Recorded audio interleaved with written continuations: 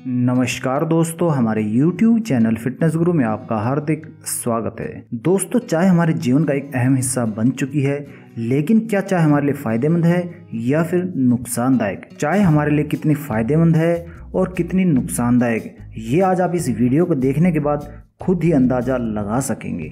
सबसे पहले मैं आपको चाय के इतिहास के बारे में बताना चाहूँगा। चाय हमारे देश का उत्पादन ही नहीं है, इसके उत्पादन का तरीका हमें अंग्रेजों से पता चला था। अंग्रेज जब शुरू में भारत आए थे तो वे अपने साथ एक पौधा लेकर आए थे। यह पौधा चाय का था। अंग्रेजों ने भारत में कुछ ऐसे ठंडे स्थान और पहाड़ियाँ चुनी जहाँ पर वे ये पौधा लगा सके, तो उन्होंने पहाड़ियों में ऐसे पौधे लगाकर चाय का उत्पादन शुरू कर दिया। अंग्रेजों के आने से पहले भारत में कभी भी चाय का इस्तेमाल नहीं हुआ था। यहाँ पर किसी को चाय के बारे में कुछ भी नहीं पता था। इस प्रकार जब अंग्रेज कंपनी ईस्ट इंडिया भारत में आई तो उन्होंने ही चाय के बागान लगाकर चाय की खेती शुरू कर दी। ऐसा उन्होंने क्यों किया? चाय का इस्तेमाल हम एक प्रकार की दवाई के रूप में कर सकते हैं। यह दवाई उन लोगों के लिए असरदार होती है जिनका ब्लड प्रेशर लो रहता है, यानी कि यह एक प्रकार की दवा ही है। लेकिन यदि इसे हाई ब्लड प्रेशर या फिर नॉर्मल ब्लड प्रेशर वाले लोग पीते हैं तो उनके लिए यह एक प्रकार के जहर के रूप में होती है, जो कि नुकसानदायक होता है। अंग्रेजों को शुरू से ही बीपी लो की समस्या होती थी। यह समस्या उनको ठंडे इलाकों में रहने से होती है। यदि आप किसी बर्फ वाली जगह पर जाते हो तो आपको ब्लड प्रेशर लो रहता है। इसी वजह से अंग्रेजों को भी यह समस्या होती थी और इसी वजह से वे चाय को अपने साथ लेकर आए थे। तो आखिर ब्लड प्रेशर लो होने के क्या कारण होते हैं? बहुत ठंडे इलाकों में रहने के कारण ब्लड प्रेशर हमेशा ही लो रहता है। जिन इलाकों में अंग्रेज रहते हैं वहाँ तो सूर्य ही कभी कभी निकलता है। उनके वहाँ तापमान की न्यूनतम इकाई -40 डिग्री होती है। इतनी ठंड होने के बावजूद धुंध भी महीनों तक गिरती रहती है और सूर्य देवता भी 6 से 8 महीनों तक निकलते ही नहीं है। इसी वजह से उनको यह समस्या उत्पन्न हो जाती है और उनका हमेशा ब्लड प्रेशर लो ही रहता है। लेकिन जहाँ तक भारत की बात है तो भारत में कुछ जगह ऐसी है जहाँ बहुत ही ठंडी रहती है, जैसे कि जम्मू कश्मीर, हिमाचल प्रदेश। इन इलाकों में तापमान 0 हो जाने पर लोग चाय व कॉफ़ी पीकर ब्लड प्रेशर को नॉर्मल करते हैं और ठंड से राहत पाते हैं।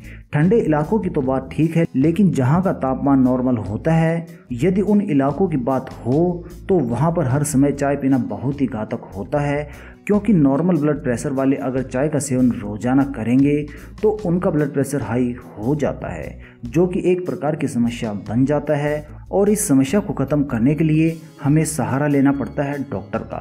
वो हमें गोलियां खाने की सलाह देते हैं, जिसके कारण हम जब तक चाय पीते रहेंगे गोलियां भी खाते रहेंगे। यदि हम चाय का नियमित रूप से सेवन करते हैं तो इससे हमें एसिडिटी की समस्या भी हो सकती है।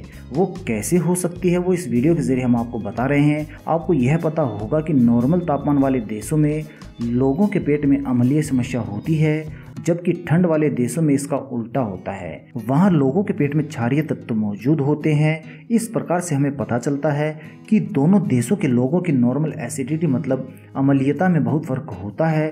जैसे कि ठंड वाले देशों में नॉर्मल अम्लीयता से भी कम होता है, जबकि नॉर्मल तापमान वाले देशों में नॉर्मल अम्लीयता में कहीं ज़्यादा अम्लीयता पाई जाती है, जो कि रक्त अम्लीयता में बदल जाती है। तो चाय में पहले से अम्लीय गुण होता है और हमारे पेट में भी अम्लीयता नॉर्मल से ज़्यादा हो जाती है और चाय पीने से यह और बढ़ती रहती है, जिससे कि हमारे जीवन पर खतरा बढ़ जाता है। आयुर्वेद के अनुसार रक्त में अम्लता का बढ़ना शरीर में नए रोगों का बढ़ना होता है। इसके कारण हमारे शरीर में लगभग 48 नए रोग लग जाते हैं। हमारे शरीर में अम्लीयता के बढ़ने के कारण जो हमें नए रोग लगते हैं उनमें से एक होता है कोलेस्ट्रॉल।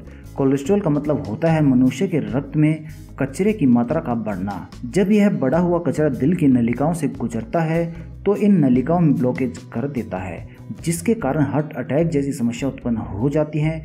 तो आप सोच सकते हैं कि चाय पीना कितना खतरनाक साबित हो सकता है। अब तक आपने अपना पेट इतना अम्लीय कर लिया है, वो भी सिर्फ इस चाय की वजह से। तो आप उसको कम कर सकते हैं, वो भी कुछ आसान से घरेलू उपाय अपनाकर। आप अपने पेट में अम्लीयता को कम करने के लिए अम्लीय और क्षारीय दोनों चीजों की मात्रा को बराबर मात्रा में सेवन करना चाहिए। इसके लिए आपको एक प्रकार का घोल तैयार करके पीना पड़ेगा। इस घोल को तैयार करने के लिए सबसे पहले 1 गिलास पानी लीजिए। अब इनमें थोड़ा सा जीरा डालकर उबाल लें।